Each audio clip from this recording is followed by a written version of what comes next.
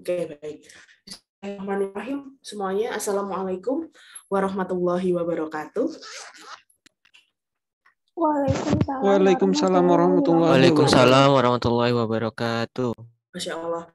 Alhamdulillahirrahmanirrahim.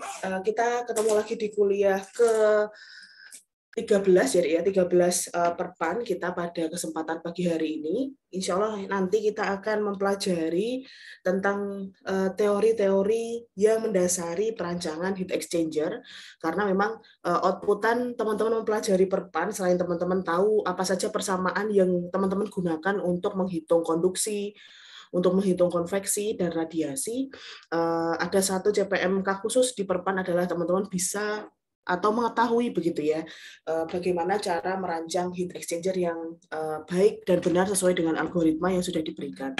Nah, untuk minggu ini kita akan mempelajari, untuk hari Senin ini kita akan mempelajari apa saja jenis-jenis dari heat exchanger dan bagaimana kerja begitu ya, bagaimana kerja dari heat exchanger tersebut dan apa saja jenis-jenisnya. Kemudian sebentar, iklan.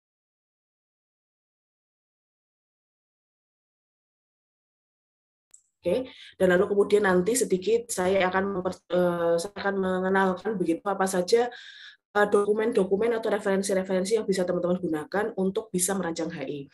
Jadi hari ini insya Allah teorinya, kemudian besok Jumat kita akan ketemu lagi di kampus begitu untuk latihan begitu ya, untuk latihan merancang HI secara dari awal sampai akhir itu secara sesuai dengan algoritma itu kayak gimana. Oke, kita mulai ya. Bismillahirrahmanirrahim. Rabbi shrah li sadri wa yassir li amri wahlul 'uqdatam min lisani yafqahu qawli. Rabbi zidni ilma warzuqni fahma.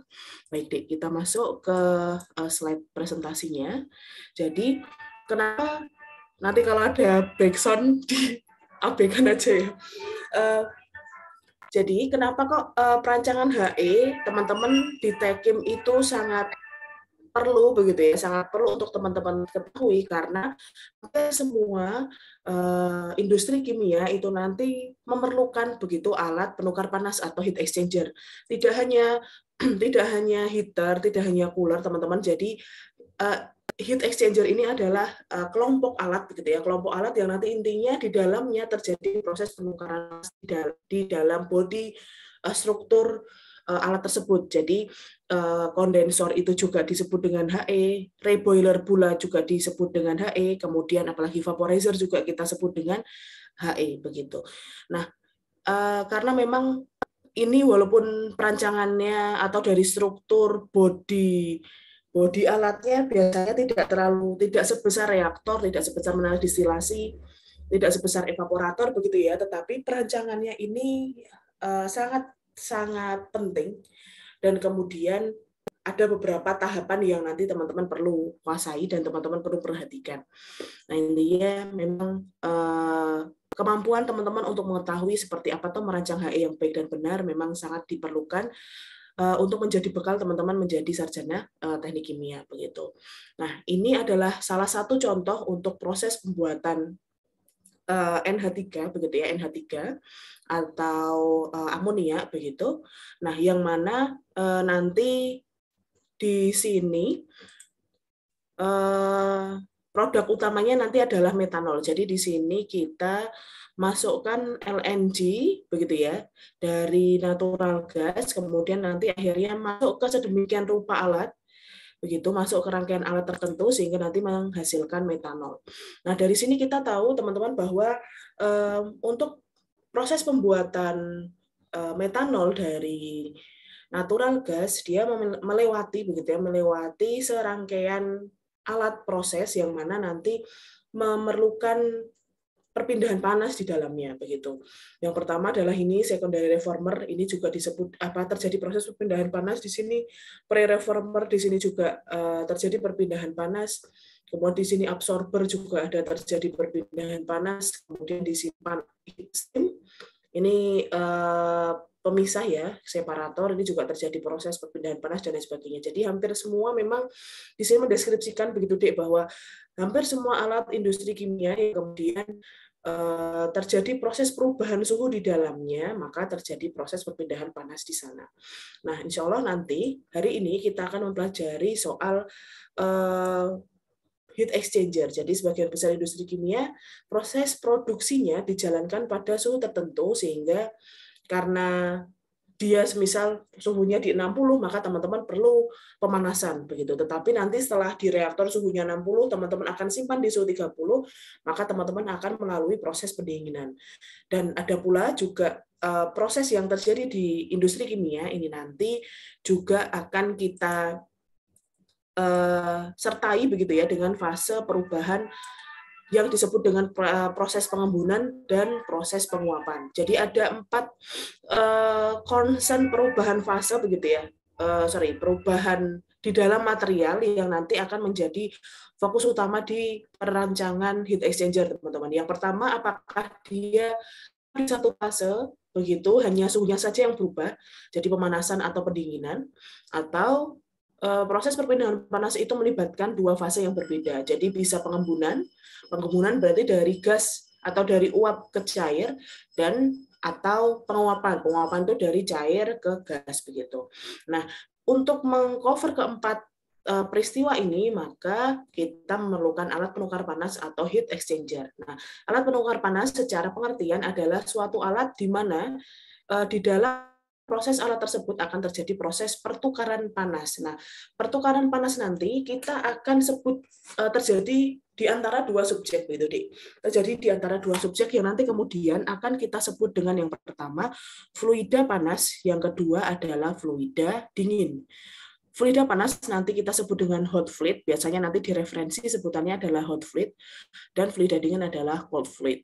Nah, ini kuncinya, jadi heat exchanger ini nanti akan melibatkan hot fluid dan cold fluid, tetapi kunci yang selanjutnya adalah tidak terjadi mixing begitu ya, tanpa disertai mixing di dalamnya. Begitu. Jadi semua alat proses yang kemudian ada beda suhu di dalamnya, kemudian ada 2 fluida yang mengalir di dalamnya dan tidak kontak, maka alat tersebut kita sebut dengan heat exchanger begitu. Nah, ini adalah skema begitu teman-teman, skema untuk salah satu jenis HE begitu ya, salah satu jenis HE. Nah, di sini ada aliran. Nah, teman-teman bisa lihat nanti mungkin pas di PPK 2 mungkin sudah dipelajari begitu ya, atau mungkin teman-teman akan pelajari bahwa PNID ini nanti di dalam suatu garis ini kan menandakan aliran komponen yang mengalir di sana, itu biasanya di sistem pemipaannya itu isinya apa begitu, dengan ada keterangan biasanya di sini. Di sini nanti biasanya ada Nah, di sini biasanya ada keterangannya. Jadi bundar biasanya nanti untuk suhu, kemudian miring ini nanti untuk tekanan, kemudian kalau kotak biasanya nanti untuk nomor arus. Nah, ini di display hanya elipsnya saja, yang mana di sini kasih legenda bahwa elips itu adalah suhu dalam derajat Celcius. Nah, di sini kita tahu ada toluen ya, di toluen masuk suhunya 105. Masuk ke heat exchanger, kemudian dia berubah suhunya menjadi 65. Kemudian di sini ada juga aliran yang masuk adalah CW ini adalah cooling water begitu ya, cooling water, suhunya 30, keluar HE, cooling water out-nya itu suhunya adalah 70 derajat Celcius. Jadi itu adalah skemanya. Jadi ada 2 fluida, nanti teman-teman akan coba, saya akan tanya kira-kira fluida panasnya yang mana, fluida dinginnya yang mana ya.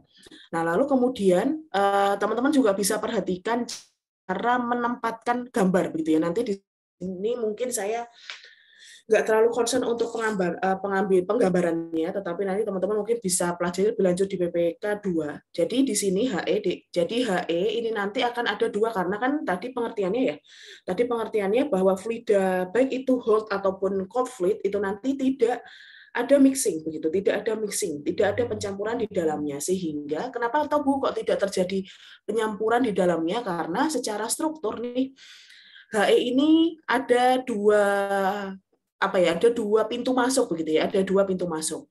Yang pertama adalah di sel begitu ya. Jadi di sini ini adalah HE shell and tube, teman-teman.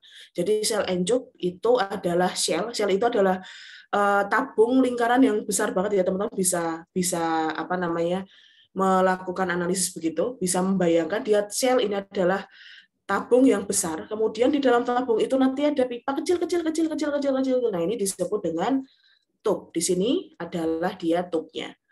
Nah, untuk menggambarkan fluidana, karena shell itu gede dan kemudian di dalamnya ada tub, maka fluida ini nanti akan masuk ke dua pintu. Yang pertama, dia nanti ngalir masuk ke sel. Jadi kalau masuk ke sel, dia ada di dalam sel, tetapi fluida itu nanti akan mengalir di luar permukaan tub begitu ya. Di dalam sel, tapi nanti fluidanya akan ngalir di luar permukaan tubnya. Itu kalau semisal fluidanya masuk dari pintu masuknya sel. Tetapi kalau semisal fluida itu masuk di tub begitu teman-teman, maka dia hanya mengalir di dalam tubnya saja begitu ya. Jadi dia mengalir di dalam tub. Jadi tidak akan mengalir di dalam sel. Jadi dia hanya di dalam tubnya saja. Ini adalah untuk yang masuk ke tub, sedangkan fluida yang masuk ke sel ini nanti ada di dalam sel dan nanti dia mengalir di luar permukaan dari tub itu sendiri. Nah, itu bedanya. Jadi karena ada dua pintu masuk, maka dan adanya dua pintu masuk ini sehingga antar fluida itu nanti tidak terjadi mixing, teman-teman, karena yang satunya ngalir di dalam, yang satunya ngalir di luar tub. Kalau misalnya kita preferensinya terhadap tub begitu ya. Nah, karena ada dua aliran yang beda begitu ya, ada dua aliran yang pintu masuknya beda, maka gambarnya juga beda begitu. Jadi kalau seperti ini, begitu ya, seperti ini panahnya ini masuk ke body HE, maka toluen ini masuk di shell begitu ya, atau masuk yang di selongsong yang lebih besar begitu. Jadi nanti kalau semisal double pipe begitu ya, double pipe, maka ini kita sebut dengan anulus begitu ya teman-teman, disebut dengan anulus. Jadi toluen ini masuk ke shell, karena ini kebetulan dia shell encuk, maka kita masuknya di shell. Kalau semisal nanti jenis HE-nya adalah double pipe, maka si toluen ini masuk ke anulus begitu. Lanjut. Nah, kebalikannya kalau si cooling water, dia karena arahnya masuk ke sini begitu ya, masuk ke sini, ini nanti menandakan cooling water ini masuk di dalam tub gitu ya, masuk di dalam tub, atau nanti kalau semisal di double pipe ini nanti di inner pipe begitu ya, di inner pipe. Begitu teman-teman. Jadi gambarnya beda. Nah, ini nanti juga jadi concern begitu karena perancangan nanti kita akan breakdown begitu, Dik. Kita akan breakdown perancangan yang ada di shell seperti apa, perancangan yang ada di tube seperti apa, atau perancangan yang ada di anulus seperti apa, dan perancangan di inner pipe seperti apa. Karena nanti profil suhu itu nanti juga akan mempengaruhi pertimbangan perancangannya begitu. Oke, itu sekelibat terkait dengan perancangan HE atau gambar HE di PEFD atau PNID. Nah, sekarang pertanyaan saya teman-teman mungkin yang sudah gabung 34 yang ada di sini, fluida panasnya toluen atau cooling water? Di sini toluen atau cooling water? Toluen, Bu. Ya. Apa, Dik? Tadi sudah ada yang menyaut. Mungkin bisa diulangi. Toluen atau cooling water, teman-teman? Toluen, Bu. Iya, Toluen, Bu. Iya, betul. Oke, jadi adalah toluennya ya, sedangkan nanti fluida dinginnya adalah cooling water. Betul. Jadi yang disebut dengan fluida panas atau dingin itu yang prosesnya kita profil masuknya gitu ya, profil suhu masuknya lebih tinggi dibandingkan yang sisi komponen satunya. Jadi karena toluen ini yang paling besar dibandingkan si cooling water, maka ini adalah fluid, di sini nanti adalah cold fluid begitu ya. Oke, sip. Berarti insya Allah sudah tahu semua. Nah, ini kebalikannya. Jadi yang termasuk fluida panas ini adalah steam begitu ya, di sini steam, sedangkan fluida dinginnya adalah benzen yang masuk gitu, karena profilnya bensennya kita kan nih dari 30 ke 70, sedangkan steamnya akan terjadi proses pengembunan. Oke, sebentar saya mungkin cek dulu. Oke, nah baik di situ. Oke, nah di sini teman-teman ini adalah kemungkinan yang sering teman-teman pakai begitu ya besok pas perancangan. Kemungkinan sering dipakai itu apa Bu? Kita menggunakan agen begitu ya. Kita menggunakan agen, di sini adalah agen pendingin yaitu cooling water, dan di sini adalah agen pemanas atau steam. Nah, seiring dengan perancangan alat industri kimia pada umumnya, ini nanti akan terjadi proses yang disebut dengan integrasi panas begitu teman-teman. Yang disebut dengan integrasi panas. Apa itu Bu integrasi panas? Jadi integrasi panas itu intinya komponen satu dengan komponen yang lain, karena dia beda gap suhu yang cukup tinggi, dia bisa menjadi media pemanas atau pendingin bagi antar komponen begitu. Jadi kalau di sini kan heater ya, nanti ya bisa heater, bisa ya ini heater. Jadi steam ini adalah untuk media pemanas konvensional, sedangkan untuk cooling water ini adalah untuk cooler atau mungkin bahkan ini kondensor. Ini juga sebagai agen pendingin konvensional. Nah, jika semisal di dalam suatu alat industri atau di dalam suatu pabrik kita punya dua komponen yang ternyata gap suhunya tinggi, cukup tinggi, karena gap suhu tinggi kan dia punya Q yang cukup tinggi begitu ya, Q yang cukup besar, sehingga dia mampu untuk bisa memberikan panas itu kepada temannya yang lain yang suhunya jauh lebih rendah, sehingga dia bisa memberikan panas, dan kemudian nanti temannya yang suhu rendah ini bisa lebih tinggi suhunya, dan mengakibatkan profil suhu yang panas ini akan juga turun sesuai yang diinginkan. Nah, itu disebut dengan proses integrasi panas. Nah, untuk di sini juga sama, hot fluid-nya adalah sesuatu yang masuk ke dalam heat exchanger dengan suhu yang lebih tinggi. Jadi di sini adalah toluene, sedangkan cold fluid-nya di sini adalah si bensennya, begitu ya, si bensennya. Nah, ini nanti untuk integrasi panas teman-teman mungkin akan pelajari kalau misalnya teman-teman lanjut di S2 begitu ya. Jadi kalau di S1 cukup seperti ini untuk mengerti begitu ya, untuk mengerti bagaimana caranya melakukan proses proses integrasi begitu, agar apa Bu kok di sini masuknya toluene jadi media pemanas yang masuk cup. Terus untuk memanaskan si bensin yang ada di shell begitu. Karena pertimbangannya mungkin steamnya kan kalau kita pakai steam kan mahal ya, Dik. Teman-teman butuh alat pembangkit steam dulu sebelum dia masuk ke heater begitu. Masuk ke heat exchanger di sini. Jadi kalau semisal kita punya toluene yang sudah suhunya cukup besar dan kemudian secara Q gitu ya, secara neraca panas dia bisa mengcover atau bisa menaikkan si suhu bensin begitu ya, suhu bensin dari 30 ke 70 ya kita bisa gunakan ini. Atau juga toluene yang kita gunakan mungkin teman-teman memerlukan suhu di bawah begitu atau di 65, sehingga proses ini bisa teman-teman gunakan. Begitu. Jadi ini ya beda sedikit indikasi apa saja yang disebut dengan hot fluid, apa saja yang kita sebut dengan fluid. Jadi di sini kita bisa sedikit ilustrasi bahwa yang disebut dengan hot fluid itu adalah komponen yang masuk ke heat exchanger yang memiliki profil suhu yang lebih tinggi dibandingkan komponen yang satunya begitu. Jadi kebalikannya, kalau cold fluid itu adalah komponen aliran yang masuk ke heat exchanger yang memiliki suhu yang terendah dibandingkan yang sisi satunya begitu. Oke. Nah, ini jadi teman-teman ini adalah heat exchanger berdasarkan macam-macamnya berdasarkan dari aplikasinya begitu ya, aplikasinya. Yang pertama dan kedua ini adalah sama-sama heat exchanger satu fase, cuma bedanya adalah fungsinya. Kalau di cooler adalah untuk mendinginkan fluida proses, heater ini adalah fungsinya untuk memanaskan fluida proses. Nah, untuk 3 dan 4 ini dia terjadi begitu di dua fase ya. Jadi kalau kondensor intinya dia mengembunkan, vaporizer itu fungsinya adalah untuk menguapkan sebagian dari cairan. Oke.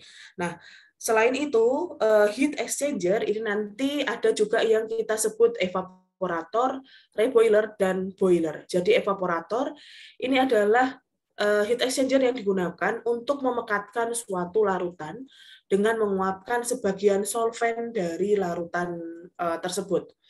Begitu ya. Jadi di sini intinya kita menguapkan solventnya. Nah, proses ini nanti insya Allah teman-teman akan pelajari lebih banyak di AIK.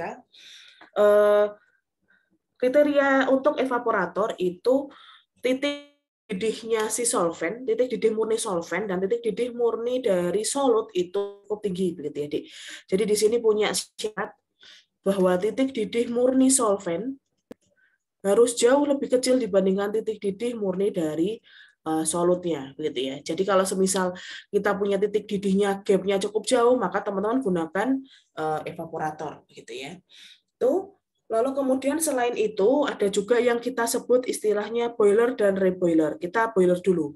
Jadi kalau boiler ini adalah heat exchanger yang digunakan untuk pembangkitan steam. Jadi memang boiler itu kan boiling, mendidihkan begitu ya, mendidihkan air begitu. Jadi dia sistemnya adalah vaporizer air gitu. Kalau misal memang spesifikasinya memang digunakan itu adalah hanya air, maka kita tidak sebut dengan vaporizer, tetapi kita sebutnya adalah boiler begitu teman-teman. Karena ini adalah alat pembuat steam. Lalu istilah yang selanjutnya adalah reboiler. Jadi reboiler ini adalah salah satu heat exchanger yang nempel di MD begitu ya. Biasanya nanti serangkaian kalau teman-teman merancang MD, seperti merancang reboiler, merancang kondensor, dan nanti akumulator begitu.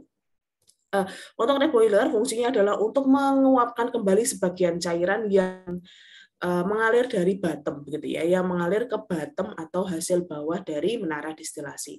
Jadi 1 sampai 7 ini adalah beberapa jenis heat exchanger yang berdasarkan beda aplikasi begitu ya.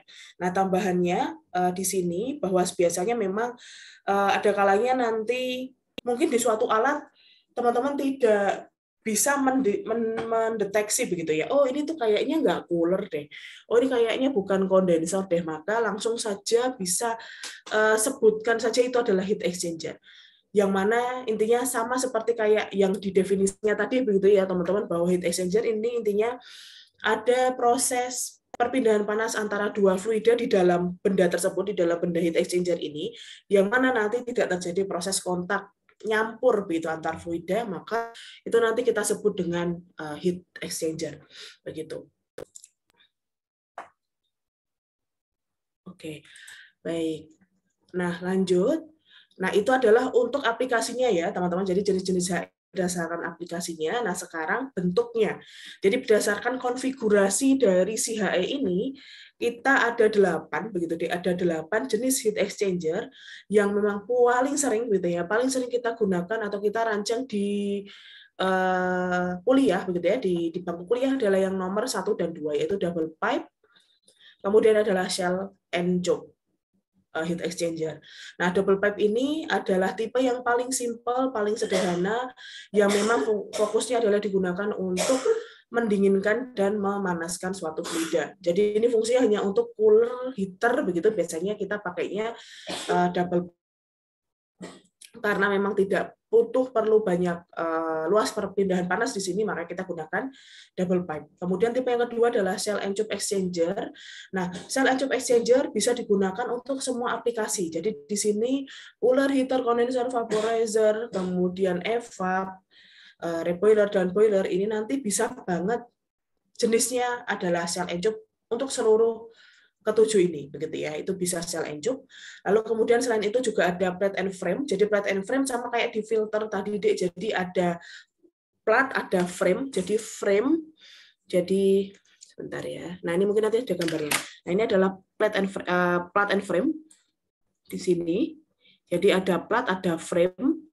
Jadi nanti steamnya ngalir di plat, nanti fluidanya nanti ngalir di frame-nya. Jadi ini terjadi proses perubahan perpindahan panas di sana. Lalu ada juga plate fin exchanger, ada spiral heater exchanger, ada air cool untuk cooler dan kondensor, ada furnace dan ada direct contact, gitu ya, direct contact atau cooling atau quenching. Nah, begitu.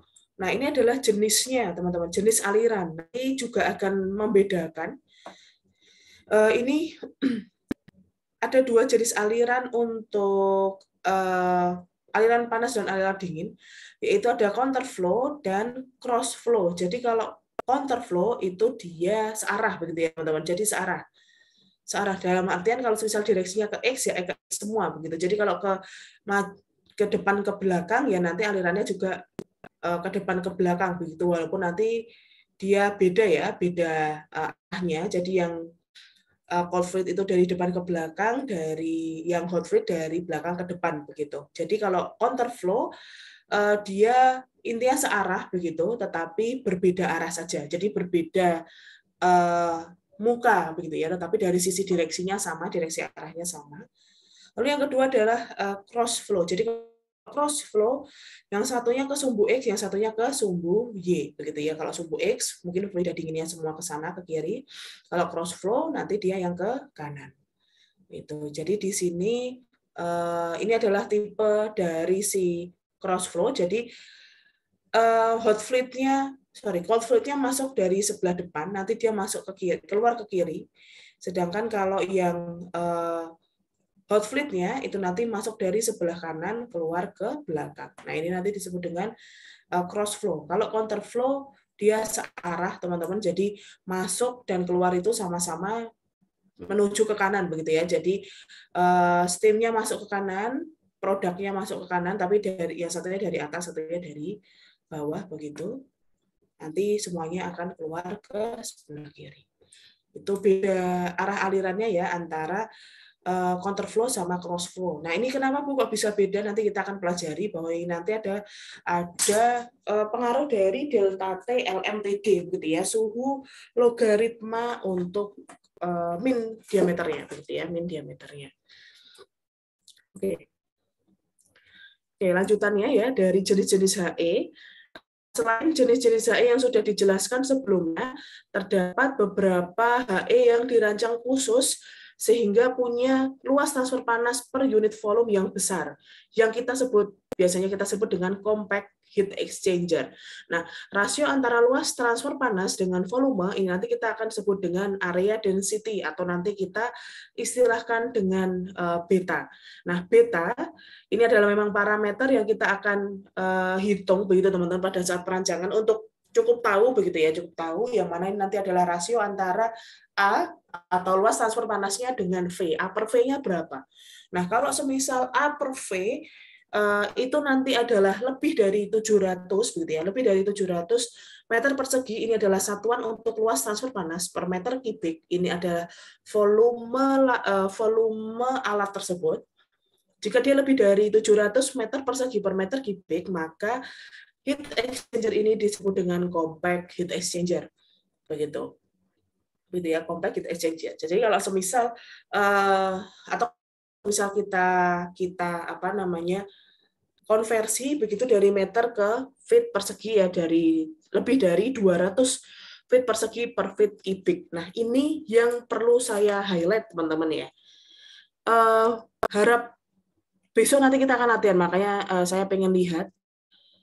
Karena nanti buku referensi begitu ya, buku referensi untuk perancangan HE itu nanti pakainya kebanyakan British unit teman-teman. Jadi kebanyakan adanya British unit. Padahal kasusnya biasanya kita gunakan SI unit atau standar internasional begitu. Jadi kemampuan teman-teman untuk bisa mengkonversi satuan dari internasional ke British unit pun sebaliknya ya, dari British unit ke internasional itu sangat-sangat penting. Begitu deh. Jadi contohnya yang sangat sederhana adalah kalau semisal dari 1 meter begitu ya, 1 meter ke berapa feet kan teman-teman bisa langsung lihat dari tabel konversi. Jika semisal 1 meter adalah 1,4 feet begitu ya. Jika semisal seperti itu, maka kan 2 meter teman-teman tinggal kali begitu ya. 2 meter dikali 1 meter 1,4 feet. Tinggal kali 2 begitu, kita tinggal coret jadi 2,8 feet. Begitu. Tetapi hati-hati jika dia sudah dalam pangkat 2. Nah, ini yang kadang-kadang saya sering jumpai teman-teman kakak-kakak tingkat kalian kemarin tidak memperhatikan itu. Jadi semisal tadi kita punya data 1 meter sama dengan 1,5 feet, semisal seperti itu. Nah, kalau kita 2 meter persegi, berapa feet persegi? Nah, teman-teman ini harus dikuadratkan, begitu ya. Ini harus juga ikut dikuadratkan. Jadi 2 meter persegi, ini 1 meter, 1,5 feet, ini juga harus teman-teman buat persegi, begitu ya. Teman-teman harus juga kuadratkan begitu.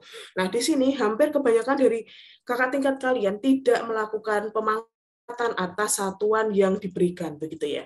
Atas satuan yang diberikan. Nah, jadinya karena nggak dipangkatin, Dek, akhirnya salah begitu. Angkanya di sini salah, perancangannya sedikit nanti salah. Jadi karena di awal memang kita harus lakukan konversi dulu terhadap data-data yang diberikan berdasarkan berdasarkan referensinya, karena memang dari Karen lebih khususnya nanti satuannya seringnya dalam British unit begitu, Dik. Dalam satuan Inggris, jadi panjangnya nggak meter tapi feet, nanti kemudian massa nanti dalam LBM bukan dalam kilogram begitu. Jadi nanti diperhatikan ya. Kita insya Allah akan latihan. Baik, kita kembali lagi ke sini. Jadi jika beta lebih besar dari 700 meter persegi per meter kubik atau 200 feet persegi per feet kubik, maka dia disebut dengan compact heat exchanger. Nah, contoh dari compact heat exchanger salah satunya adalah radiator mobil. Jadi radiator mobil karena ya memang bisa teman-teman bayangkan panas yang dihasilkan oleh pembakaran bahan bakar begitu ya, pembakaran bensin di mobil itu sangat besar. Tetapi kita punya alat penukar panasnya kan dengan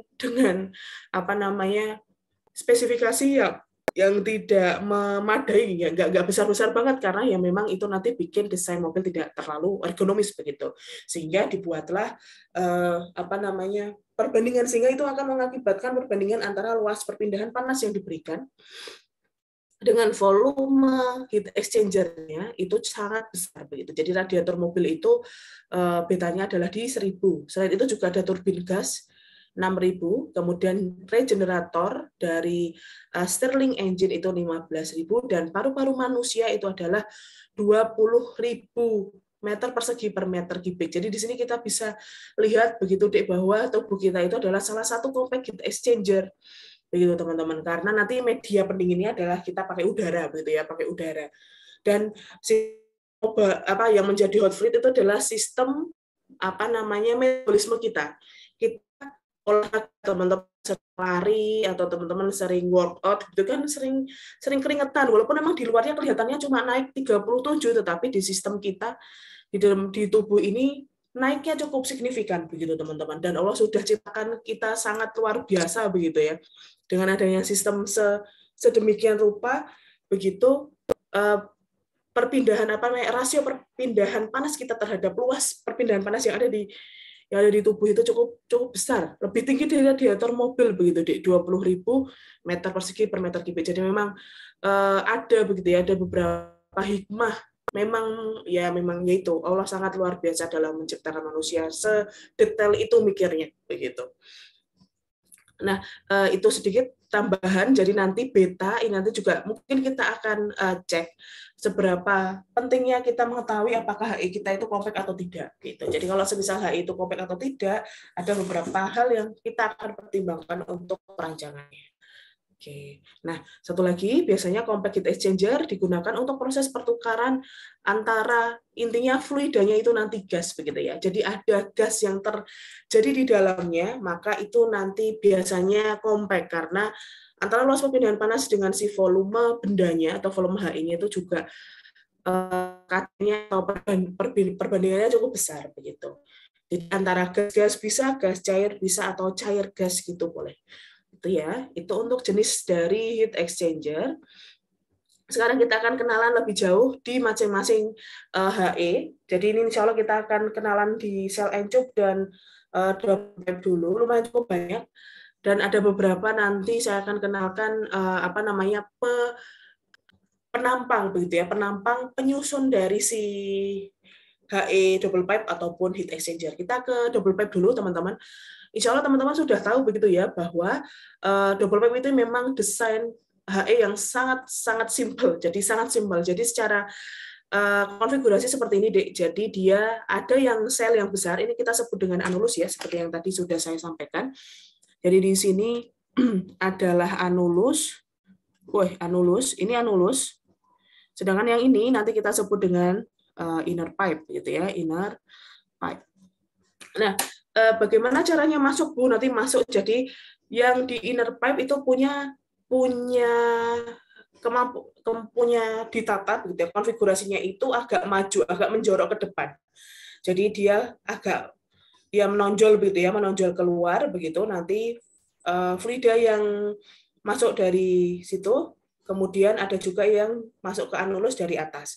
Jadi si dingin gitu ya, si fluida bisa jadi dingin, bisa jadi panas. Jadi kasusnya ini fluida dinginnya masuk dari inner pipe, masuk ke inner pipe, sedangkan yang hangat itu masuk ke anulus. Nanti kemudian terjadi proses perpindahan panas di dalamnya, begitu ya, proses perpindahan panas di dalamnya. Nanti fluida dingin yang sudah hangat keluar, terus kemudian fluida panas yang sudah didinginkan keluar juga ke bawah. Ini nanti tipenya cross flow, teman-teman. Nah, ini adalah untuk konfigurasinya ya. Begitu. Nah, ini kalau semisal satu saja. Nah, nanti kita ada beberapa konfigurasi begitu ya, konfigurasi yang nanti kita sebut dengan flank. Gitu ya. Flank ini ceritanya adalah pembatas begitu ya, pembatas atau penanda begitu bahwa ini adalah sambungan begitu ya, sambungan yang karena kan tidak pada saat perancangan nanti teman-teman ada yang disebut dengan pas, ini nanti ada pas, ini ada 2 pas begitu, dia 2 pas begitu. Kita putarkan nanti ada yang membatasi antara satu pas dengan pas yang lain, itu disebut dengan flank. Tapi flank ini kita batasi per konfigurasinya. Jadi ada flank yang nyambung ke inner pipe, ada flank yang nyambung ke anulus begitu ya. Oke. Nah, sedikit gambaran begitu ya, bahwa tadi double pipe ini adalah jenis HE yang sangat sederhana pada saat nanti kita konfigurasi, yang mana memang karena disebut dengan double pipe, maka ya double pipe itu terdiri dari 2 pipa yang dipasang secara konsentris. Konsentris itu ada yang dipasang di dalamnya begitu. Nah, syarat utama teman-teman nanti boleh milih double pipe adalah jika luas transfer panasnya itu kurang dari 200 feet persegi. Ini adalah luas transfer panasnya harus kurang dari 200 feet persegi. Nah, biasanya kemudian jika kemudian satu saja tidak cukup begitu ya, satu saja tidak cukup, maka double pipe biasanya kita akan buat dalam bentuk pipa U yang nanti kita sebut dengan hairpin. Jadi hairpin ya kayak pin rambut gitu ya. Jadi satu gini nanti adalah satu hairpin. Berarti kalau 2 hairpin. Di sini nanti ada 2 hairpin. Jadi bila diperlukan luas permukaan yang besar, maka dipakai beberapa pipa U yang dihubungkan secara seri ataupun paralel. Jadi hubungan antara pipa antar hairpin itu disebut dengan flank, gitu ya teman-teman. Itu untuk double pipe heat exchanger. Nah, ini jadi di double pipe itu nanti akan kita lihat ada yang kita sebut dengan paralel dan counterflow. Jadi seperti yang tadi. Jadi kalau semisal paralel flow, dia arah alirannya itu sama begitu ya teman-teman. Arah alirannya itu sama-sama ke kanan kalau di sini contohnya. Jadi hot masuk, cold. Jadi di sini contohnya kan ini ya, yang panas yang di inner pipe ya, yang di sini dinginnya yang di inner pipe. Jadi di sini tidak, gambar di sini memang bukan menjadi patokan, ini hanya satu saja. Jadi contoh yang di sini media pendinginnya masuk ke inner pipe. Sedangkan contoh yang di sini media pemanasnya nanti masuk yang ke inner pipe. Nah, ini nanti butuh pertimbangan. Yang masuk ke inner pipe itu yang dingin atau yang panas, Bu? Itu nanti kita harus cek dari kasus untuk heat exchanger-nya itu. Jadi ini bisa mungkin macam-macam begitu ya.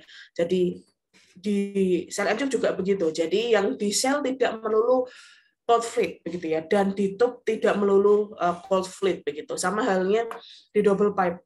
Jadi di inner pipe tidak melulu cold fluid begitu teman-teman, tetapi bisa juga hot, bisa juga nanti karena nanti tergantung dari debit media pemanasnya yang kita harus masukkan itu sedikit apa banyak. Jadi kalau banyak begitu ya, biasanya kalau banyak kita masukkan ke sel gitu. Tetapi kalau dia sedikit, maka kita bisa langsung masukkan ke in yang lebih kecil begitu ya. Bisa di inner pipe atau nanti bisa di choke. Oke, kita kembali lagi. Jadi ini adalah ilustrasi parallel flow dan counter flow. Jadi ini adalah aliran paralel dan di sini adalah aliran yang counter atau berlawanan. Jadi kalau paralel dia sama-sama ke kanan semua, sehingga di sini mengakibatkan media itu kalau semisal dari kiri yang satunya ke bawah, dari bawah begitu ya. Sedangkan nanti keluarnya dari atas sama dari samping. Nah, kalau counter flow gitu ya, kalau counter flow hot in-nya masuk dari sebelah kiri, kemudian cold in-nya masuk dari sebelah atas, begitu nanti ngalirnya kan berlawanan ya. Jadi yang satunya ke kanan, satunya ke kiri.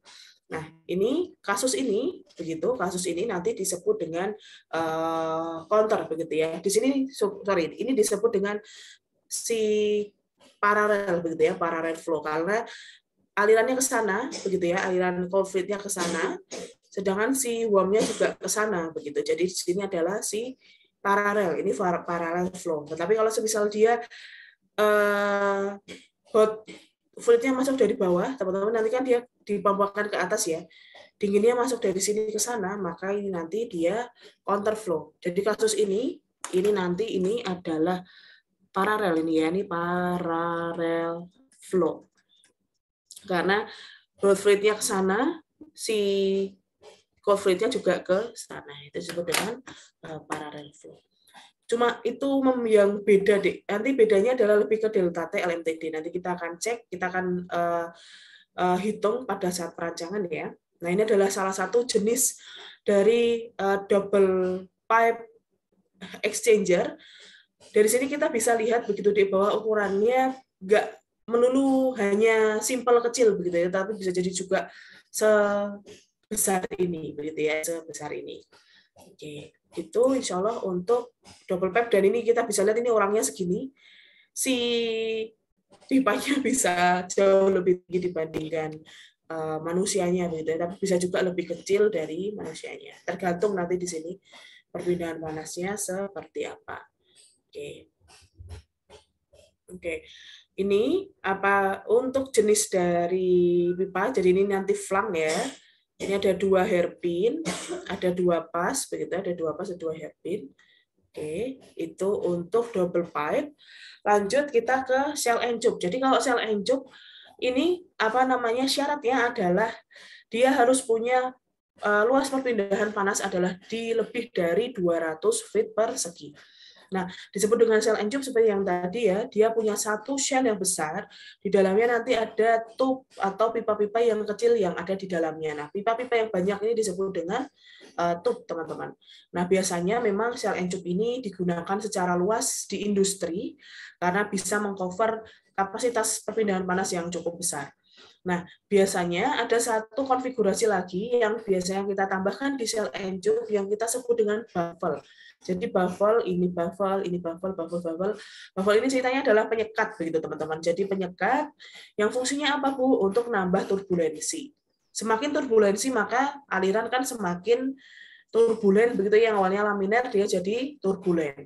Kalau turbulen maka pergerakan fluidanya juga akan semakin cepat begitu teman-teman. Jadi itu adalah fungsinya adalah untuk menambah turbulensi. Nah, biasanya jarak antar baffle itu adalah di 1/5 atau 0,2 sampai 1 diameter sel. Jadi butuh baffle berapa nanti juga kita hitung begitu Dek. Nanti ada beberapa perhitungan yang didekati. Begitu. Jadi di sini kita bisa lihat Dek bahwa seringnya shell and tube ini nanti dia counter flow begitu ya, counter flow. Jadi di sini selnya masuk dari sini mengalir ke sana, aliran selnya, alirnya ke kanan begitu, kemudian nanti turun ke bawah, sedangkan si tube masuk dari bawah mengalir ke kiri. Jadi nanti ini sistemnya counter flow begitu ya, di sini counter flow.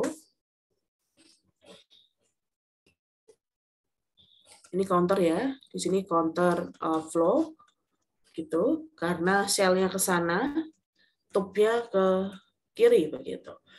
Nah, apa lagi? Untuk konfigurasi dari si cell and job adalah ada inlet outlet ya.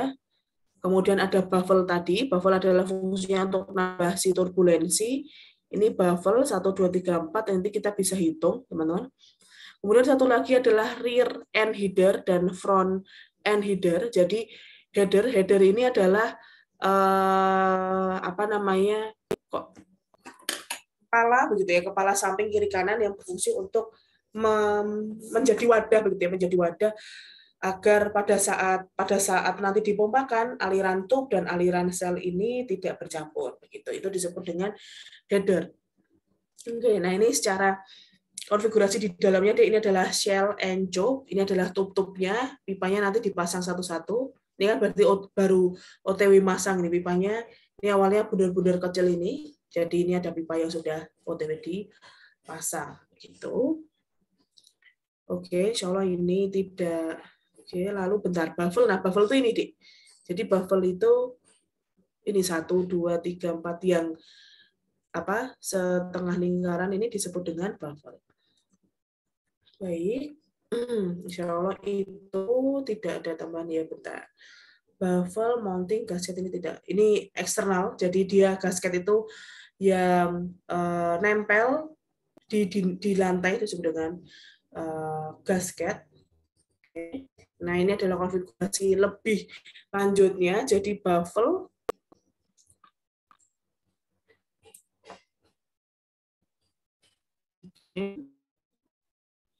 nomor 1 adalah shell, gitu ya. 1 adalah shell, ini adalah selnya.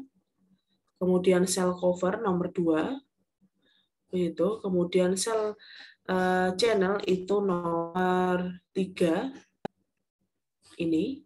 Jadi gabungan saja. Oke, nanti teman-teman bisa pelajari sendiri. Jadi di sini nanti baffle-nya 15 ya, 15. Jadi yang melingkar-melingkar seperti yang di sini, ini,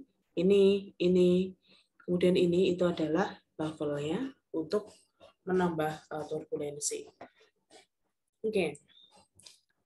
Nah, apa namanya? Untuk cell and job kemudian kita ada istilah pas juga begitu ya, ada pas. 1 pas di sel, 1 pas di tube. Jadi di sini adalah cell and job yang 1 pas saja. Jadi tidak ada lewatannya begitu ya, tidak ada lewatan yang berarti. Jadi ya lurus-lurus saja. Ini berarti 1 pas di sel, 1 pas di tube. Lalu ada lagi, nah untuk 1 pas di sel, 1 pas itu biasanya nanti penulisannya adalah sel and job HE 1/1 gitu ya, 1 strip 1. Oke, nah kalau semisal 1 strip 2, jadi 1 strip 2 ini selnya 1, tube-nya 2 gitu ya. Jadi ada 2 pas. Jadi ada sama kayak yang di double web tadi. Jadi double web kan ada ini ya, ini adalah 2 pas. 1 gini itu 1 pas. Jadi 1 hairpin itu adalah dia 1 pas begitu. Nah, ini posisinya dia di sini 2 pas begitu ya, 2 pas. Nah, kalau di cell and job bisa 1-1, bisa 1-2, bisa nanti 2-4, bisa 4-4 begitu. Nah, kalau 1-2 ini sama halnya kayak yang di double web tadi.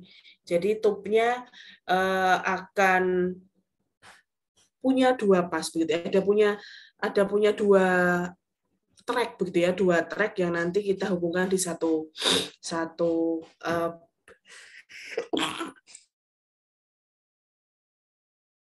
inilah satu pas di sini nanti. Jadi di sini disebut 1 pas ya, Dik. Selnya 1 saja, ini 2 pas. Jadi 1-2 ada belokan dulu begitu untuk di dalam aliran tube-nya. Lalu juga ada sel 24. Jadi sel 24 body dari sel itu terpotong gitu ya, bisa terpotong, bisa kemudian bisa dipisah begitu ya. Tapi kalau di sini seringnya nanti hanya dipisahkan dengan satu penyekat begitu. Jadi kan seakan-akan ini 2 sel ya, dan 4 pas. Jadi 1, 2, 3, 4. Jadi pas itu 1 track gitu ya, satu lintasan itu disebut dengan 1 pas. Jadi masuk 1, berarti masuk di sini ya, 1, muter 2, belok lagi 3, belok lagi 4. Sedangkan selnya ya 1, 2 gitu. Jadi ada beberapa jenis konfigurasi dari sel encuk, nanti kita coba akan latihan di hari Jumat. Kemudian dari konfigurasi ini ada juga konfigurasi dari pipa tube ya. Ini nanti akan relate dengan konveksi paksaan eksternal kemarin ya, teman-teman, konveksi paksaan eksternal kemarin. Jadi ada yang lurus begitu ya, ada yang lurus, square pitch sebutannya. Untuk layout dari tube square pitch, ada juga yang triangular pitch. Jadi nanti teman-teman punya SD di sini ya, jarak diagonal. Di sini ada ST. Jarak transien ada SL juga, jarak longitudinal ada SL, ada ST, dan di sini ada SD. Coba nanti dipelajari dibuka lagi ya untuk materi konveksi paksaan eksternal di sini. Oke. Itu untuk jenis-jenis dari tube layout, ada yang square pitch, ada yang triangular pitch. Ini nanti ada tabelnya, begitu teman-teman, nanti berkaitan dengan UD, begitu ya, berkaitan dengan U, ini nanti pemilihan antara square sama si triangular juga akan berbeda. Oke, lanjut. Kemudian ada jenis baffle tadi ya, baffle fungsinya adalah untuk melakukan penambahan turbulensi agar lebih turbulen lagi aliran fluida di dalam sel encuk. Nah, jenis si baffle itu beda-beda. Yang pertama adalah seperti tadi, setengah lingkaran, kita sebut dengan segmental baffle detail, begitu ya. Segmental baffle, ini, seperti ini. Ada juga yang strip baffle, ada yang disc and donut baffle. Nah, disc and donut baffle, kemudian strip, kemudian segmental, secara hasil aliran fluidanya nanti turbulensinya beda-beda. Jadi kalau di segmental dia seperti ini, nanti aliran turbulensinya fluida. Kalau strip nanti fluidanya akan terpecah jadi 2 gitu deh. Jadi 2 begitu ya, jadi 2. Karena kalau strip itu kita pasangnya di tengah-tengah. Kalau segmental ini nanti benar-benar nempel dari sel. Di selnya nempel di sini, di sel juga nempel, akhirnya kan fluidanya cuma naik turun begitu. Kalau si strip itu di tengah-tengah sehingga aliran fluidanya akan terpecah, ada yang ke atas, ada yang ke bawah. Sedangkan kalau disc and donut ini nanti lebih karena nanti bunder ya, karena dia lingkaran begitu nanti konfigurasi yang di sini, maka jarak antar muka fluida yang ke atas ke bawah mengalirnya itu cukup lebar begitu ya, cukup gendut ya, lintasannya cukup melingkar begitu nanti. Kalau si strip kan cukup kurus ya, di sini lebih ke elips begitu. Sedangkan kalau disc and donut itu nanti dia lintasan fluida, belokan fluidanya itu jauh lebih melingkar. Nah, ini kan semakin melingkar kan juga semakin tinggi nih, nanti pada saat dia turun ke sini kan dia juga turbulensinya besar. Jadi sama-sama ketiganya dia lebih fungsinya adalah untuk meningkatkan turbulensi. Itu kita tinggal di sini kalau terkait dengan baffle lebih kepada desain saja, pengen pakai yang mana begitu. Biasanya yang mana Bu yang sering digunakan? Yang sering digunakan adalah yang segmental baffle. Yang segmental ini yang paling atas. Ini yang paling umum digunakan dibandingkan strip dan disc and donut begitu ya. Oke. Nah, dan satu lagi adalah orifice baffle begitu. Di orifice baffle begitu saya jarang untuk lihat begitu ya. Jadi kalau orifice baffle ini setiap antar tube begitu ya teman-teman, setiap antar tube ini nanti dikasih baffle begitu ya, dikasih baffle.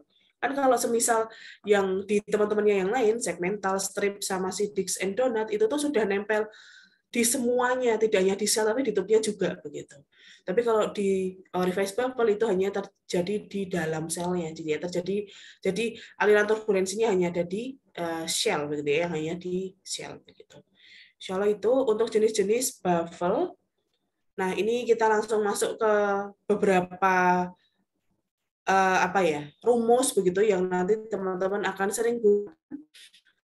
Oke, yang pertama adalah bagaimana cara menghitung Q atau laju transfer panasnya atau laju perpindahan panasnya. Teman-teman bisa lihat begitu bahwa kalau kita mempelajari konduksi, konveksi yang sebelumnya, bahwa nilai Q itu nanti akan tergantung jenis perpindahan panasnya ya. Kalau konduksi kan Q, Ka, dt per dx begitu. Sedangkan kalau konveksi adalah Q sama dengan Ha, T surrounding min T ambient kan begitu ya. Nah, kalau HE kita akan gunakan rumus yang baru begitu deh intinya. Rumus yang baru apa saja Bu? Dia ada U, A, kemudian delta T LMTD. Jadi di sini sebenarnya sekonsep begitu teman-teman, sekonsep. Konduksi konveksi juga seperti itu. Ada A di tengah-tengah. Ada perbedaan suhu di sebelah kanan. Dan koefisien perpindahan panasnya ada di sebelah kiri kalau konduksi kita pakai tanda K, kalau konveksi kita pakai tanda H. Sama halnya dengan HE. HE nanti rumusnya kita pakai U, teman-teman. Dan delta T-nya bukan delta T dt per dx, bukan lagi Ts min T surrounding, tetapi nanti delta Tm atau delta T LMTD atau min temperature difference, begitu ya, min temperature difference. Yang kemarin kita sudah pelajari sedikit begitu ya di kelas kemarin ada terkait dengan delta T LMTD. Nah, jadi U ini apa, Bu? U ini adalah koefisien perpindahan panas keseluruhan atau overall. Begitu. Jadi U ini adalah overall heat transfer koefisien, yang mana U ini nanti kita tinjau K dan H-nya, begitu ya. K dan H-nya itu adalah untuk U. Dan U di sini sama persis dengan satuan K dan H, yaitu watt per meter persegi Kelvin. Delta T LMTD suhunya Kelvin, ya, bisa Fahrenheit. Jadi kalau semisal nanti satuan internasionalnya kita pakai Kelvin, begitu. Kalau nanti British unit BTU per jam, feet persegi Fahrenheit. Sedangkan kalau luasan panasnya adalah meter persegi atau feet persegi, delta T LMTD-nya adalah Kelvin atau Fahrenheit, begitu ya. Gitu, ini adalah Q sama dengan U A dt per dtm. Nah, delta T LMTD tadi.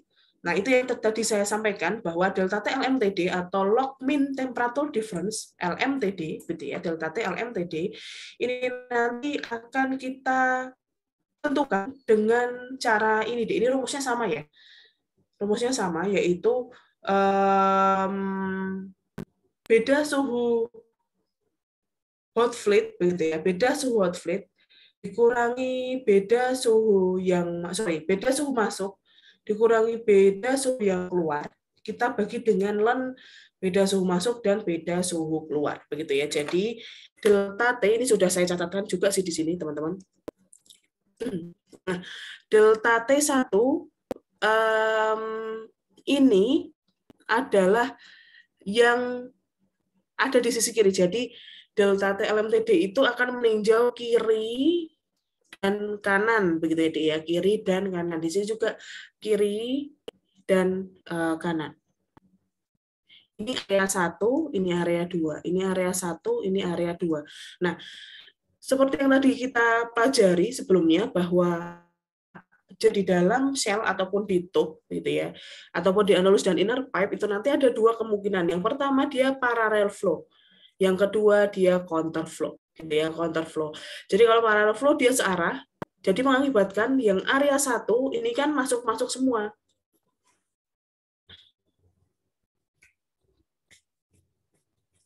Oke, saya lanjutkan. Jadi kalau parallel flow mengakibatkan area 1 itu adalah kita akan kurangi suhu masuk, hot fluid masuk, dan suhu cold fluid masuk, begitu. Sedangkan area 2 itu adalah suhu cold fluid keluar dikurangi dengan suhu hot fluid keluar, begitu. Jadi itu area 1-2 untuk parallel flow. Tapi berbeda deh kalau semisal kita pakai counter flow atau alirannya yang berbeda, areanya yang berlawanan, begitu ya arahnya. Walaupun di satu direksi yang sama. Jadi area 1 ini tidak lagi selisih antara hot fluid in dan cold fluid in, tetapi hot fluid in dikurangi dengan cold fluid out, begitu ya. Kemudian yang di sebelah area 2 ini adalah kita kurangi dengan hot fluid out, kita kurangi dengan cold fluid in, begitu. Jadi areanya ada 1-2 tergantung nanti paralel atau counter flow. Nah, ini biasanya kita akan latihan besok hari Jumat adalah kita ngecek semakin tinggi, karena nanti ini kan Q sama dengan U A delta T LMTD. Jadi semakin besar delta T LMTD, begitu ya, maka nilai Q akan semakin besar. Nah, untuk tahu nilai A, ini nanti fokusannya nanti adalah algoritmanya kita hitung A, begitu teman-teman. Kita hitung A, yang mana A itu adalah setara dengan U, sebentar, Q salah ya, Q sama dengan U kali A, kan begitu. Sorry, delta T LMTD maksud saya. Delta T LMTD. Jadi di sini berlawanan arah begitu ya, Dik ya. Jadi maksudnya tidak sebanding. Jadi kalau semisal LMTD, delta T LMTD-nya tinggi, maka akan mengakibatkan luas transfer panasnya jadi rendah. Sedangkan delta T LMTD-nya kecil, begitu ya, kecil. Di sini kecil, maka luas transfer panasnya juga akan semakin tinggi begitu. Nah, itu kita bisa analisis. Apakah aliran itu lebih baik paralel ataukah lebih baik counterflow begitu ya? Apakah lebih baik dia counterflow? Nah, yang mana Bu yang kita penginkan begitu? Karena semakin tinggi nilai A, maka konfigurasi HE akan semakin lebih kompleks begitu ya, sehingga memang tujuannya adalah bagaimana caranya kita punya nilai A yang cukup kecil begitu ya, cukup kecil sehingga pada saat nanti didesain itu tidak terlalu kompleks. Nah, kalau kita memang tujuannya adalah untuk menghitung A yang rendah, maka kita bisa ambil begitu deh, kita bisa ambil delta T LMTD yang mana tahu antara paralel, kalau misal kita pakai paralel ataupun kita pakai counter, dia LMTD-nya yang lebih tinggi.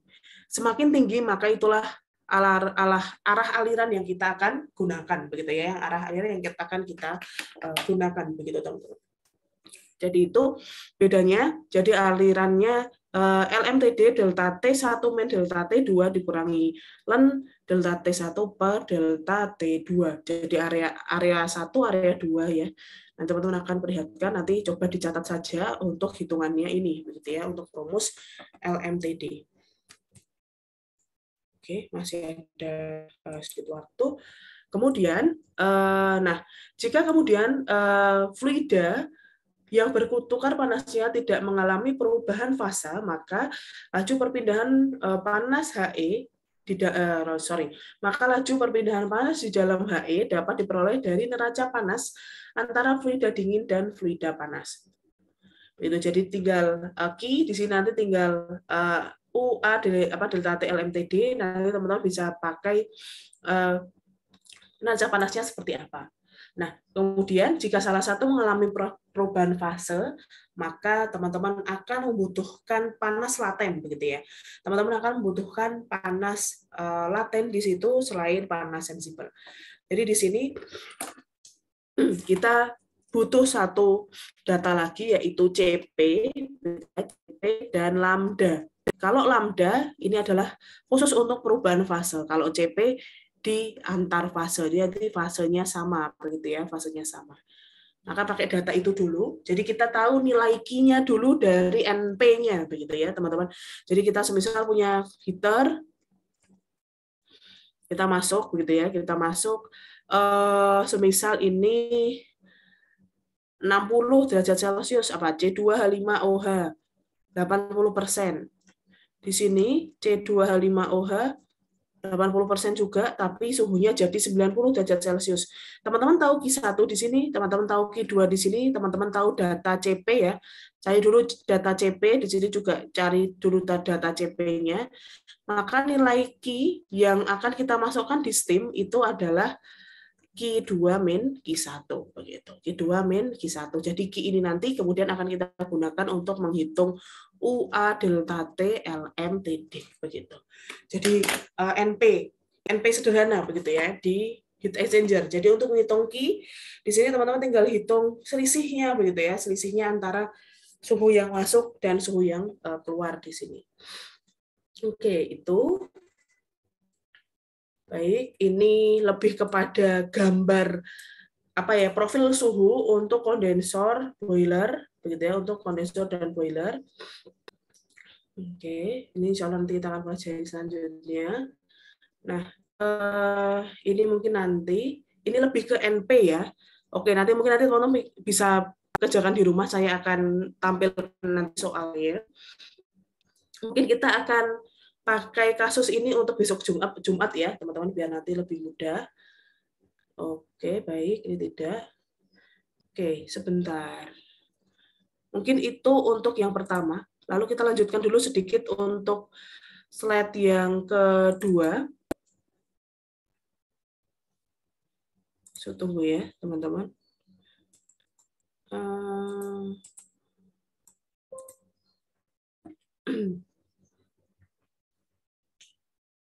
Mungkin nanti mana ya datanya? Oh, ini dia.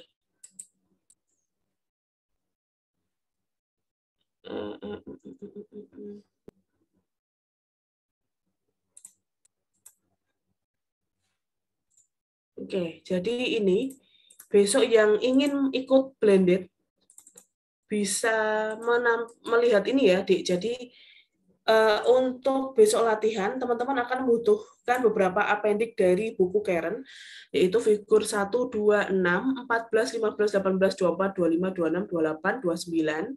Kemudian tabelnya 4, 5, 6, 8, 9, 10, 11, 12, dan halaman 110 sampai 115. Ini nanti bisa disiapkan, begitu ya, bisa disiapkan untuk besok kita gunakan, begitu ya, kita gunakan untuk mendesain dari heat exchanger ya.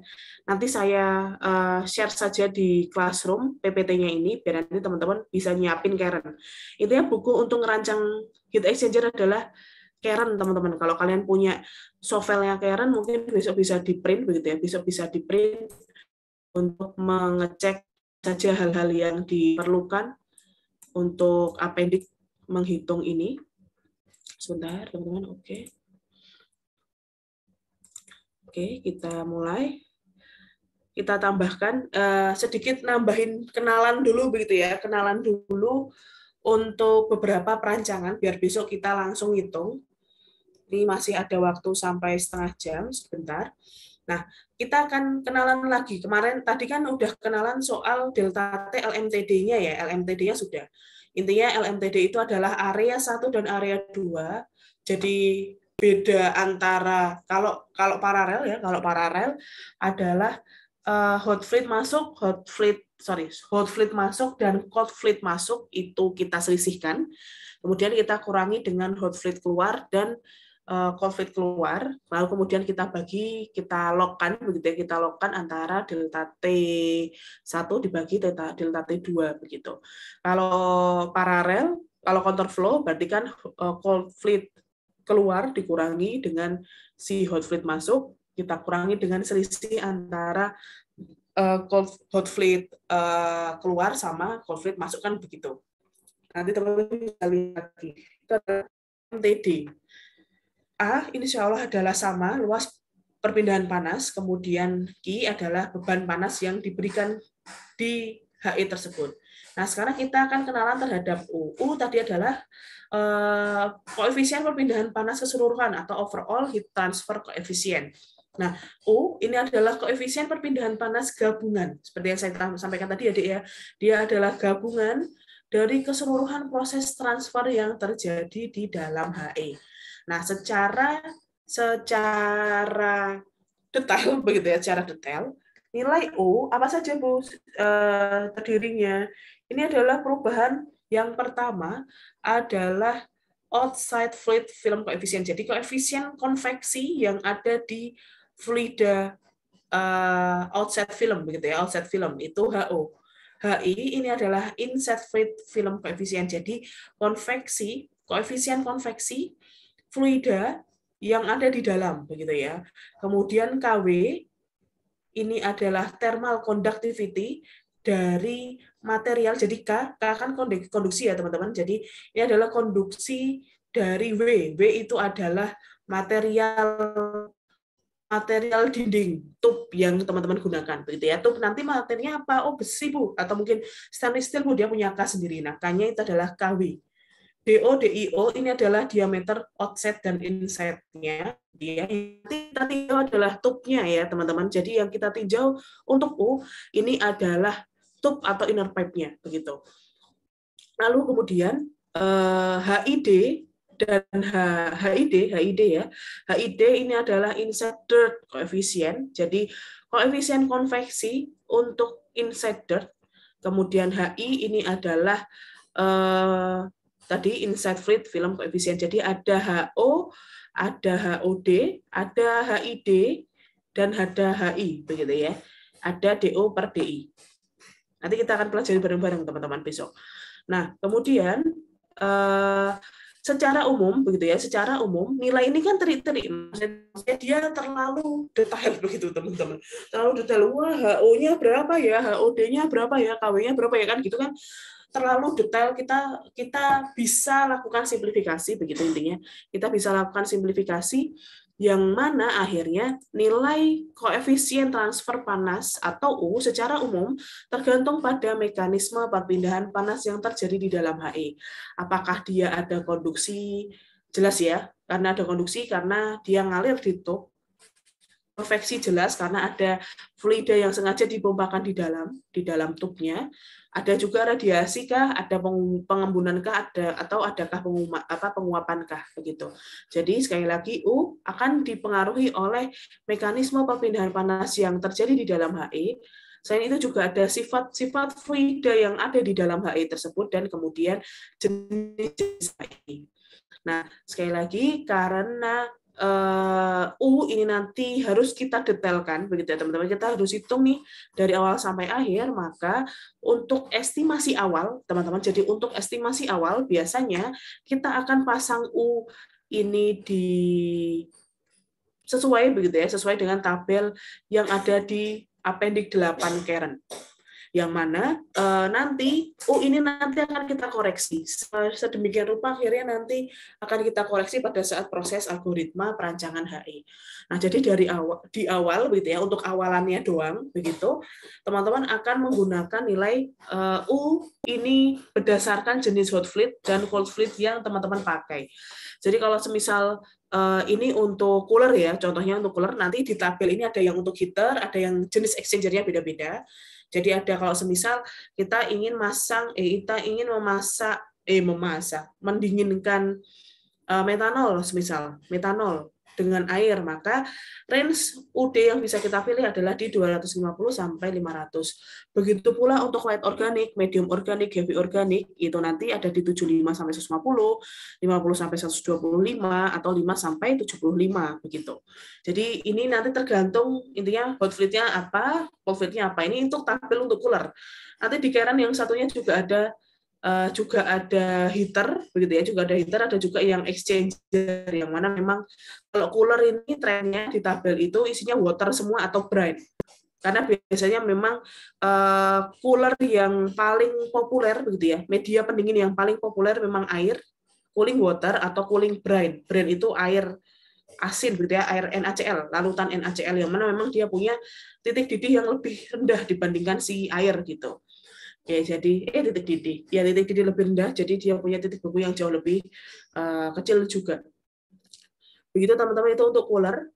Jadi nanti kalau di satu lagi nanti teman-teman coba baca Karen nanti juga akan ada tabel heater. Jadi kalau heater nanti hot fluid-nya tuh steam semua gitu deh, steam semua. Sedang nanti cold fluid-nya nanti macam-macam. Nanti UD-nya juga beda. Ada juga satu tabel lagi yaitu exchanger. Jadi hot fluid sama cold fluid-nya nanti beda-beda. Itu nanti teman-teman bisa lihat overall UD-nya seperti apa. Jadi tabel 8 insya Allah akan kita gunakan di awal untuk memprediksi awal. Jadi kita ingin masang intinya. Pasang angka terserah berdasarkan panduan dari tabel ini, nanti kemudian kita akan koreksi di perhitungan. Begitu ya, itu untuk UD. Nah, selain di Karen ada juga beberapa di mana itu di Perry begitu ya, di Perry tipe-tipe dari heat exchanger-nya, jadi water to water, water to oil, ini nanti UD-nya bisa macam-macam, teman-teman bisa perhatikan di sini atau di Karen ya. Jadi hampir semuanya bisa. Nah, kemudian setelah kita tahu U begitu ya, tahu U, jadi koefisien perpindahan panas overall ini yang diperlukan untuk memenuhi kondisi operasi dalam HE dapat ditentukan dengan hukum Fourier jika nilai A, Q, dan delta T diketahui. Jadi nilai U di sini adalah Q dibagi A, delta T, LMTD. Jadi Q ini kita tahu dari neraca panas begitu ya. Nanti ini kita tahu dari NP-nya. Di sini nanti kita tahu dari neraca panasnya. Nah, jika nilai A tidak diketahui, maka U tidak dapat dihitung. Sehingga harus dihitung dulu secara terpisah berdasarkan koefisien perpindahan panas konveksi dari pipa dalam atau HIO dan konveksi perpindahan panas konveksi dari pipa luar atau HO.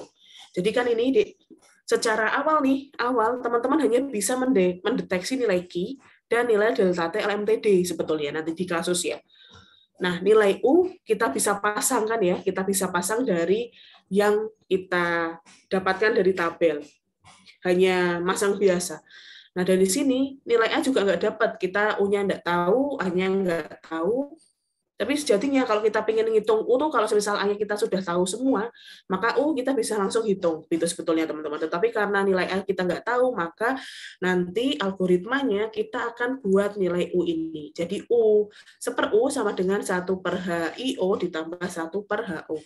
HIO dan HO ini menandakan pipanya itu dalam atau luar begitu. Jadi ini adalah inside begitu ya, inside, dan sini adalah outside pipe begitu. HIO dan HO. Jadi 1/U sama dengan 1/HIO ditambah 1/HO. Itu. Nah, selain itu juga kita ada hubungan yang disebut dengan Fouling factor. Jadi nilai U setelah nanti teman-teman tahu nih dari HIO-nya berapa dan HO-nya berapa, nilai U yang kemudian sudah dihitung dari HIO dan HO, kemudian sering disebut dengan koefisien perpindahan panas keseluruhan saat bersih atau UC. Jadi nanti U ini nanti ada UC, ada UD begitu deh, ada UC dan ada UD. Nah, kemudian UC kan sebenarnya ceritanya dia desain U pada saat belum dipakai, intinya seperti itu. Pada saat belum dipakai adalah U itu adalah C, clean, pada saat clean. Nah, kemudian setelah dipakai nih HE, karena dia biasanya akan terjadi proses perpindahan panas yang di suhu yang cukup tinggi, dan kemudian material ini adalah material organik seringnya, maka lama-kelamaan akan terjadi yang disebut dengan kerak ya teman-teman, bukan karat ya, dia kerak begitu, dia kerak yang mana akhirnya akan menimbulkan endapan begitu itu ya, dia akan menimbulkan endapan di permukaan baik itu di shell ataupun di annulus ataupun di tube atau inner pipe begitu.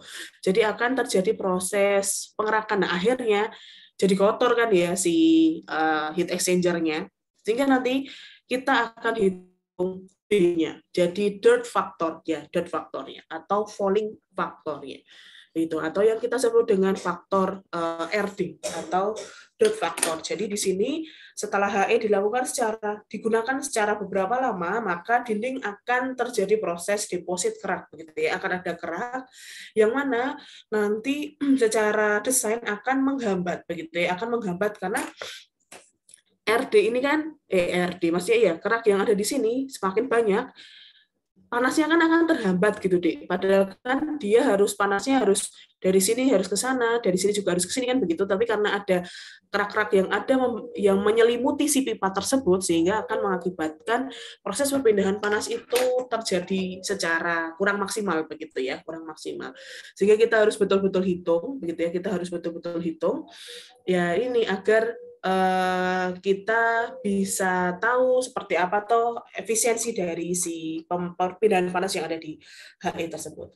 Begitu. Jadi karena tadi kerak, maka proses perpindahan panas tidak maksimal, dan untuk mengatasi hal ini perlu adanya pertimbangan parameter RD atau falling factor atau dirt factor. Nah, saat sudah terbentuk kerak, maka koefisien perpindahan panas keseluruhan yang tadi UC menjadi HIO plus HO itu nanti akan kita nyatakan tidak lagi menjadi UC tetapi UD begitu ya, yang mana nanti kita akan ketambahan gitu. Kita akan ketambahan satu koefisien lagi yang disebut dengan RD. Jadi 1/UD sama dengan 1/UC ditambah RD. Begitu teman-teman, itu adalah dua hal yang melatar belakangi untuk proses pemasangan atau perancangan HE. Nah, ini adalah secara detailnya gitu. Ini adalah salah satu jenis falling atau kerak begitu ya. Kerak yang ada di heat exchanger. Ini ceritanya di superheater tuh. Jadi ini heater. suhunya cukup tinggi, ya apalagi steam ya di steam. Itulah kenapa di utilitas teman-teman pada saat bikin steam itu betul-betul harus bebas. Jadi steam kalau pas di utilitas, mungkin teman-teman yang di sini sudah ambil utilitas ya. Salah satu utilitas itu adalah unit penyedia steam. Nah, syarat untuk steam itu adalah bebas oksigen dan bebas mineral, kan begitu ya. Bebas oksigen difungsikan untuk dia bebas korosi. Jadi kalau nggak ada oksigen, insya Allah pipanya tidak akan korosi. Tetapi kalau bebas mineral ini adalah untuk kerak, begitu ya. Nah ini untuk menjadi terjadinya falling ini tadi. Itulah kenapa sistem itu harus bebas mineral teman-teman airnya. Jadi kalau semisal dia ada sedikit saja mineralnya, begitu ya, maka lama-kelamaan HE itu juga akan falling kayak gini. Nah, itu nanti juga akan falling seperti itu. Begitu, D itu untuk falling. Nah, ini sedikit perhitungan. Jadi RD dari masing-masing itu nanti juga akan beda-beda, begitu ya, beda-beda yang diizinkan begitu. Jadi kalau semisal air itu nanti seperti apa, kalau cooling water itu nanti RD-nya seperti apa, itu nanti dia beda-beda. Jadi RD mulai paling kecil yang diizinkan adalah 0,005 dan paling tinggi adalah di 0,001 ya, 0,001. Enggak 0,002. Enggak ding 0,003. Jadi RD jadi ya adalah yang menjadi dasar pertimbangan apakah suatu hasil rancangan HI diterima atau tidak. Jadi nanti pada saat teman-teman akan ngitung algoritma, nanti kita akan ngitung RD. Jadi jika rancangan HI itu diterima kalau RD yang kita hitung, begitu ya teman-teman ya, RD yang kita hitung lebih besar dari RD yang diperlukan. Jadi ini adalah required RD. Yang ada di tabel adalah required RD, yang kita hitung nanti adalah calculated RD. Nah, RD calculated harus lebih gede dari required RD. Begitu. Jadi karena itulah UD sering disebut dengan koefisien perpindahan panas keseluruhan saat desain. Dan kemudian nanti untuk kisaran RD required, begitu ya, required RD itu nanti tergantung dari jenis fluida dan prosesnya. Yang ini nanti teman-teman akan dapatkan datanya di tabel 12 Karen. Itulah kenapa nanti saya minta untuk hari Jumat teman-teman bawa begitu ya. Oke, jadi nanti kita hitung RD-nya, kalau dia lebih gede, maka sudah oke perancangan kita. Tapi kalau misalnya lebih kecil, bisa jadi UD yang teman-teman pasang di sebelumnya itu kurang tinggi begitu. Seperti itu. Nah, ini adalah jenis RD. Jika kita menggunakan berbagai macam jenis fluida begitu ya. Jadi kalau kita pakai steam 0,00001, kemudian kalau kita pakai fuel oil atau cooling water 0,0001 juga. Kalau pakai refrigeran untuk vapor adalah 0,004 gitu ya, dan selanjutnya. Seperti itu teman-teman. Nah, kemudian ini dari nilai A atau luas transfer panas. Jadi seperti yang saya sampaikan tadi, bahwa kalau kita punya A kurang dari 200, maka HI-nya adalah double pipe. Sedangkan kalau A-nya lebih besar dari 200 feet persegi, maka HI-nya kita bisa gunakan shell and job. Nah, A ini akan menjadi karakteristik dari HE dan dapat digunakan untuk menentukan secara lebih spesifik konfigurasi dari HE-nya. Jadi kalau misalnya ini maksud saya, jika benar nih, oh iya Bu, kurang dari 200 nanti pas dihitung, berarti kan jelas double pipe nih, Dek. Nah, double pipe ini nanti kita bisa hitung berapa tuh ukuran pipa dan berapa hairpin-nya kalau di double pipe. Tapi kalau nanti HI-nya shell and tube, kita bisa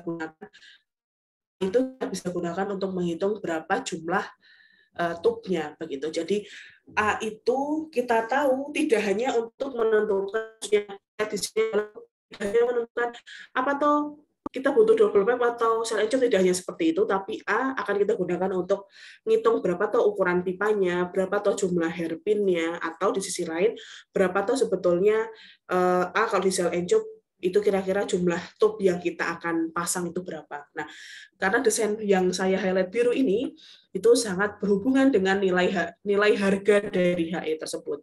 Jadi kita memang perancang pengennya desainnya maksimal kan ya teman-teman, tetapi harganya murah begitu, harganya cukup ekonomis. Nah, itu nanti kita bisa otak-atik dari situ perancangannya, kita bisa otak-atik dari sini. Jadi kalau HE-nya nanti double pipe, nanti kita bisa sesuaikan ukuran pipa yang pas itu seperti apa, jumlah hairpin yang pas itu seperti apa agar HI-nya lebih murah.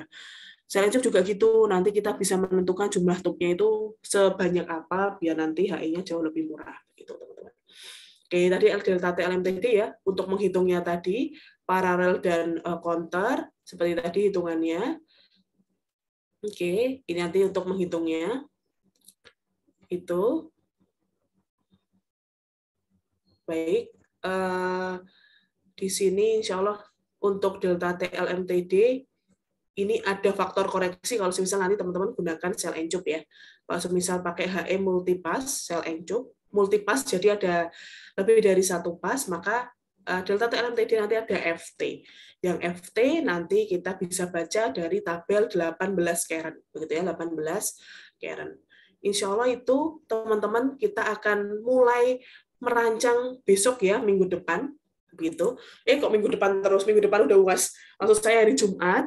Ini adalah beberapa pengantar dulu, kita sudah mulai merancang begitu ya, merancang. Contoh salah satu mungkin nanti bisa sel encup saja atau mungkin double pipe saja. Ya, jadi nanti mungkin heater, jadi heater saja begitu ya. Nah, untuk mempercepat nanti pada saat, karena nanti saya yakin hari Jumat itu cukup padat begitu ya, cukup padat untuk menghitungnya begitu ya.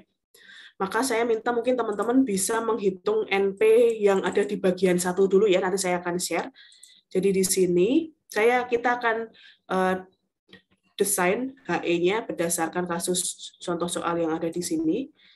Jadi kita punya benzen 9820 pon per jam dipanaskan dari 80 ke 120 dengan toluen 160 ke 100. Nah, jika kapasitas panas benzen diketahui berturut-turut adalah sekian, maka teman-teman diminta untuk menghitung kebutuhan arus toluen begitu. Insya Allah nanti dua hal ini nanti kita pilih salah satu untuk kita desain si heat exchanger-nya ya, teman-teman.